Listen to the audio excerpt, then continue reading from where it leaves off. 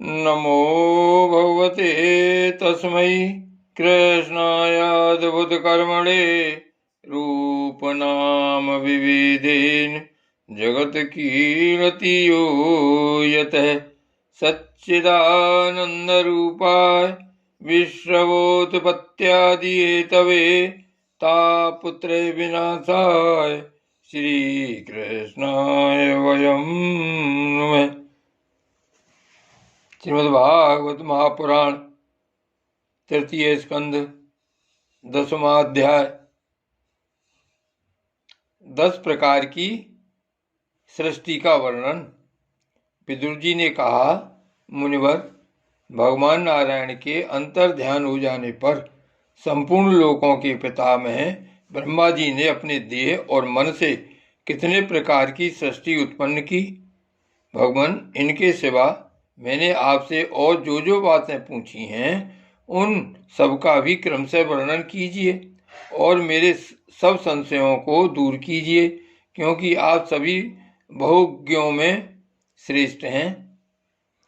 सूत जी कहते हैं, सौनक जी, विदुर जी के इस प्रकार पूछने पर मुनिवर मैत्री जी बड़े प्रसन्न हुए और अपने हृदय में स्थित उन प्रश्नों का इस प्रकार उत्तर देने लगे। श्री मैत्री जी ने कहा, अजन्मा भगवान श्री हरि ने जैसा कहा था, ब्रह्मा जी ने भी उसी प्रकार चित्त को अपने आत्मा श्री नारायण में लगाकर 100 दिव्य वर्षों तक तप किया। ब्रह्मा जी ने देखा कि प्रलयकालीन प्रबल वायु के झकोरों से जिससे वे उत्पन्न हुए हैं तथा जिस पर वे बैठे हुए हैं वह कमल तथा जल कांप रहे हैं।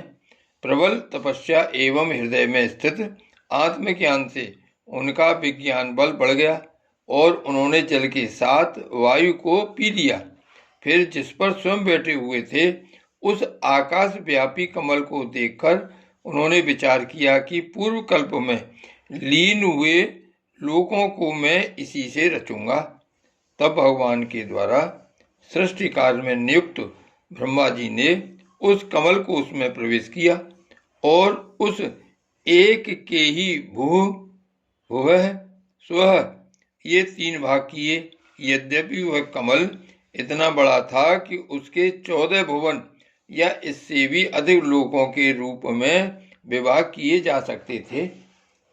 जीवों के भोग स्थान के रूप में इन्हीं 3 लोकों का शास्त्रों में वर्णन हुआ है।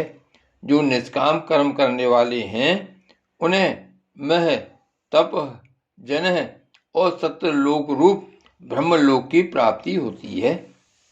विदुर जी ने कहा, ब्रह्मन, आपने अद्भुत कर्मा विश्वरूप श्री हरि की जिस काल नामक शक्ति की बात कही थी, प्रभु उसका कृपया विस्तार पूर्वक वर्णन कीजिए। श्री मैत्री जी ने कहा, विषयों का रूपांतर यानी बदलना ही काल का आकार है। स्वयं तो वह निर्विशेष, अनादि और अनंत है। उसी को निमित्त बनाकर भगवान खेल खेल में अपने आप को ही सृष्टि के रूप में प्रकट कर देते हैं।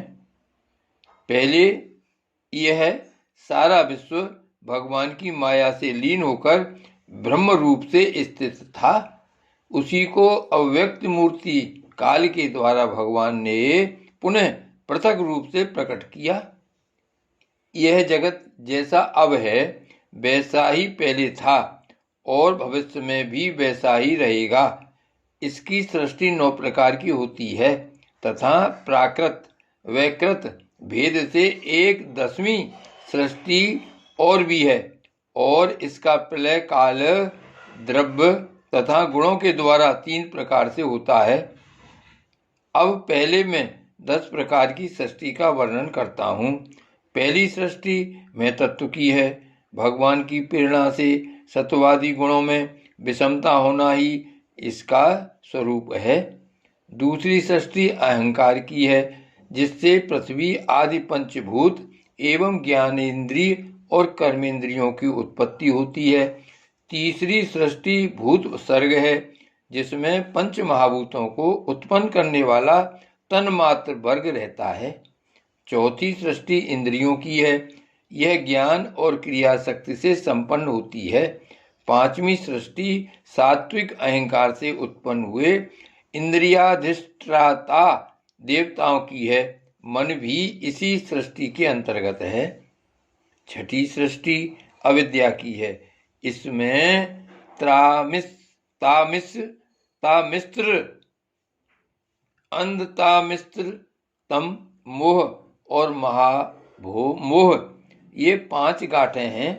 ये जीवों की बुद्धि का आवरण और विक्षेप करने वाली है।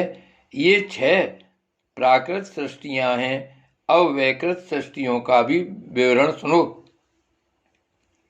जो भगवान अपना चिंतन करने वालों के समस्त दुखों को हर लेते हैं, यह सारी लीला उन्हीं श्री हरि की है। वे ही ब्रह्मा के रूप में रजोगुण को स्वीकार करके जगत की रचना करते हैं। 6 प्रकार की प्राकृत सृष्टियों के बाद 7वीं प्रधान वैकृत सृष्टि इन 6 प्रकार के स्थावर वृक्षों की होती है। वनस्पति, औषधि, लता, तवकसार, विरुद्ध और द्रुम, इनका संचार नीचे जड़ से ऊपर की ओर होता है। इनमें प्राह ज्ञान शक्ति प्रकट नहीं रहती। ये भीतर ही भीतर केवल स्पर्श का अनुभव करते हैं तथा इनमें से प्रत्येक में कोई विशेष गुण रहता है। 8वीं सृष्टि योनियों पशु पक्षियों की है। वह 28 प्रकार की मानी जाती है। उन्हें काल का ज्ञान नहीं होता। तमोगुण की अधिकता के कारण ये केवल खाना पीना, मैथुन करना, सोना आदि जानते हैं। इन्हें सूंघने मात्र से वस्तुओं का ज्ञान हो जाता है। इनके हृदय में विचार शक्ति या दूरदर्शिता नहीं होती।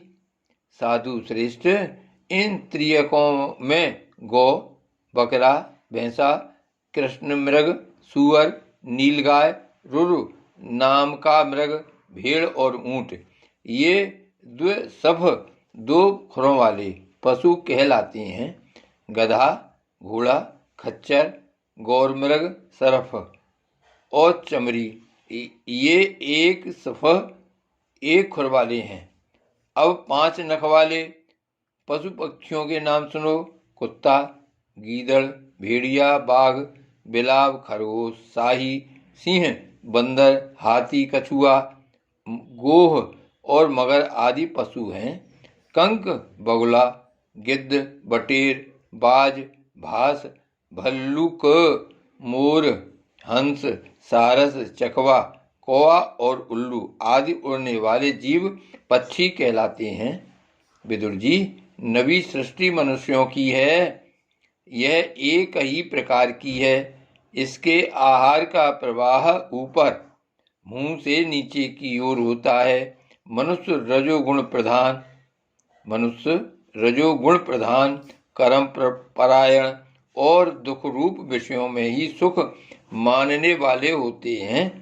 स्थावर, पशु पक्षी और मनुष्य, ये तीनों प्रकार की सृष्टियां तथा आगे कहा जाने वाला देव सर्ग वैकृत सृष्टि हैं तथा जो मैं तत्वादि रूप वैकारिक देव सर्ग है उसकी गणना पहले प्राकृत सृष्टि में की जा चुकी है।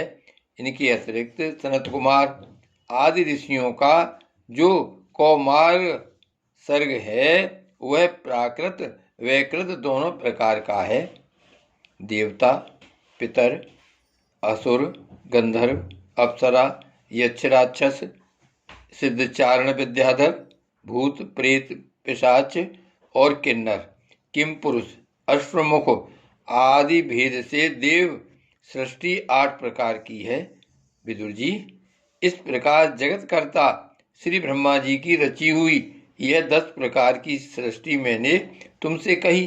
अब आगे मैं वंश और मनवंतरादि का वर्णन करूंगा।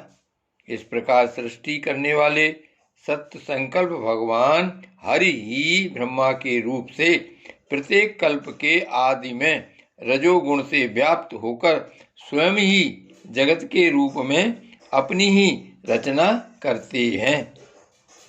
श्री भागवत भगवान की जय। श्री वल्लभाधीश की जय। श्री गोवर्धननाथ की जय। श्याम स्वरूप श्री अम्बे महारानी की जय। जय जय श्री गोकुलेश, जय जय श्री गोकुलेश।